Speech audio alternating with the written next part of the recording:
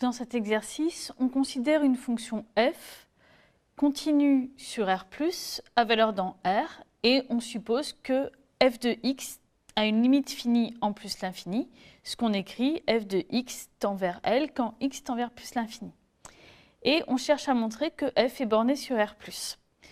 On va d'abord utiliser l'hypothèse que f de x tend vers L en plus l'infini, c'est-à-dire que pour tout epsilon strictement positif, il existe un grand A strictement positif, tel que si x est supérieur ou égal à grand A, alors valeur absolue de f de x moins L est inférieure ou égale à epsilon. Comme c'est vrai pour tout epsilon, on peut par exemple écrire pour epsilon égale 1. On obtient un grand A strictement positif tel que x supérieur ou égal à grand A implique que valeur absolue de f de x moins L est inférieure ou égale à 1, ce qu'on peut écrire en enlevant les valeurs absolues sous la forme L moins 1 inférieur ou égal à f de x inférieur ou égal à L plus 1. Autrement dit, on considère une petite bande autour de L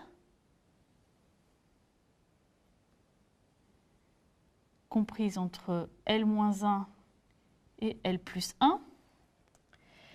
Et par exemple, sur le dessin, on peut prendre grand A ici, puisque pour tout x supérieur ou égal à grand A, le graphe de f est compris dans la bande entre L moins 1 et L plus 1. Ce qu'on vient de montrer, c'est que sur l'intervalle A plus l'infini, la fonction f est bornée, et même bornée entre L moins 1 et L plus 1.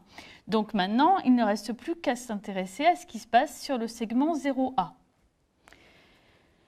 Puisque la fonction f est continue par hypothèse, et qu'on sait, d'après les résultats classiques, qu'une fonction continue sur un segment est bornée, donc on va appliquer ce résultat-là au segment 0 grand A, on en déduit que sur 0 grand A, f est borné. Autrement dit, il existe un petit m, il existe un grand M tel que, pour tout x dans le segment 0A, f de x est compris entre petit m et grand M. Ce qui montre que dans ce deuxième point, f est borné sur le segment 0A. On avait montré dans le premier point que f est borné sur l'intervalle A plus l'infini. Donc finalement, en posant petit m', le minimum entre L-1 et petit m, grand M', le maximum entre L plus 1 et grand M, on a pour tout x dans R+, f de x qui est compris entre petit m' et grand M'. En effet, ou bien x est dans l'intervalle A plus l'infini, et dans ce cas-là, f de x est plus grand que L-1 et donc plus grand que M', ou bien x est dans 0A, et dans ce cas-là, f de x est plus grand que M et donc plus grand que M', et on fait le même raisonnement pour la bande supérieure. Alors attention, les bornes ne sont pas forcément atteintes. Par exemple, sur le dessin, la fonction f atteint bien son maximum sur R+, en ce point-là. Par contre, son minimum sur ce cas particulier vaut L, mais la fonction ne l'atteint pas.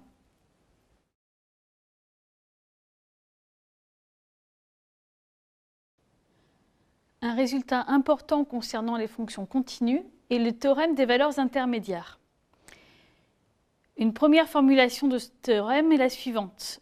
Si I est un intervalle de R, f de I dans R une fonction continue, alors f de I est un intervalle. On peut alors en déduire que si on prend A et B deux points dans l'intervalle, f atteint toutes les valeurs comprises entre f de A et f de B. Autre résultat important sur les fonctions continues, l'image d'un segment AB par une fonction continue f est encore un segment. Sur le dessin ici, le graphe représente le graphe de la fonction f continue. On voit que l'image par f du segment AB est le segment petit m grand M.